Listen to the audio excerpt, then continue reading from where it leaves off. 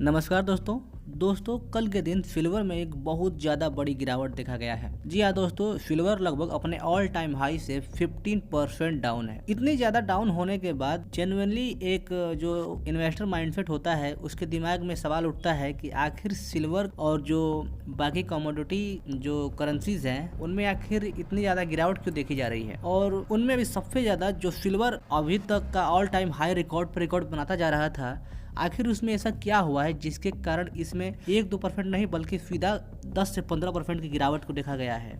और इसी के साथ जो गोल्ड प्राइस है वो भी लगभग 5% से ज़्यादा क्रैश हो चुका है। तो दोस्तों इसी को लेकर बहुत सारे लोग सवाल पूछ रहे थे कि आखिर ऐसा क्या हुआ है जिसके कारण ये घटना हो रही है। दोस्तों इसी के साथ मैं आपको बताता चलूँ कि जो हिंदुस्तान जिंक और जो हिंदुस्तान कॉपर कंपनियां हैं और जो वेदांता कंपनी है जो कि पेरेंट कंपनी है हिंदुस्तान जिंक की, वो भी इसी रीजन के कारण से आज डाउन देखी गई थी। जी हाँ दोस्तों, तो अब हम बात करते हैं रीजन क्या है। तो दोस्तों इसका पहला रीजन है प्रॉफिट बुकिंग।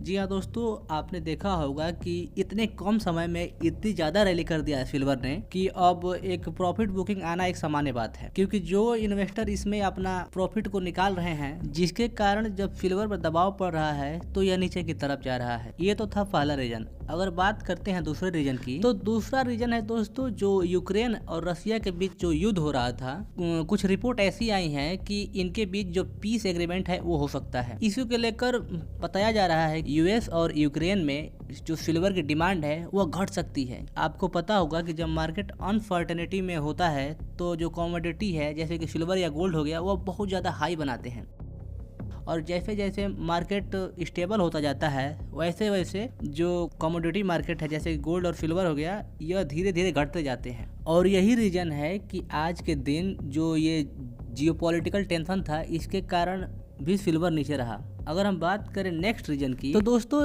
इसका नेक्स्ट रीजन है सीएमई मार्जिन हाई। जी हाँ दोस्तों, जो शिकागो में मर्सेंटाइल एक्सचेंज है जो कि सीएमई है उसने इंक्रीज किया है इनिशियल मार्जिन जो रिक्वायरमेंट होती है उसको लेकर, जिसके कारण बताया जा रहा है कि जो वहाँ पर ट्रेडर हैं वो अपने जो पोजीशन है उसको स्क्वायर अप करेंगे, क्योंकि जब वो अपने पोजीशन को जब स्क्वायर अप करेंगे निकालेंगे तो कॉमन सी बात है कि जो कमोडिटी मार्केट है वो डाउन जाएगा। दोस्तों यही सब रीजन है जिसके कारण सिल्वर में ये गिरावट देखी जा रही है।